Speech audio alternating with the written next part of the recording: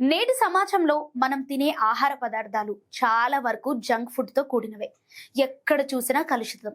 చక్కటి ఆరోగ్యానికి చిట్కాలు తాజా పండ్లని సూచిస్తుంటారు. కానీ సీజన్లో దొరికే పండ్లలో ఒకటి సీతాఫలం.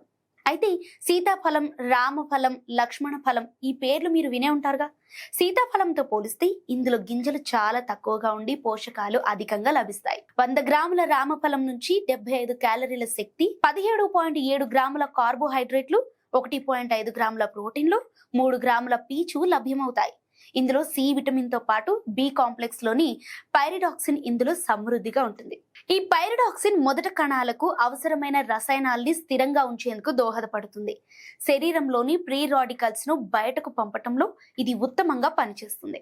శరీరానికి కావలసిన కార్బోహైడ్రేట్స్, డైటరీ ఫైబర్, కొవ్వు, protein, vitamin B1, B2, B5, B3, B6, vitamin C, calcium, iron, potassium, sodium ఇలా ఎన్నో పోషకాలు ఇందులో సమృద్ధిగా ఉంటాయి. ఈ మధ్య కాలంలోనే తెలుగు రాష్ట్రాలతో పాటు కర్ణాటక, తమిళనాడు, కేరళ రాష్ట్రాలలో రామఫలాలు అందుబాటులోకి వచ్చాయి.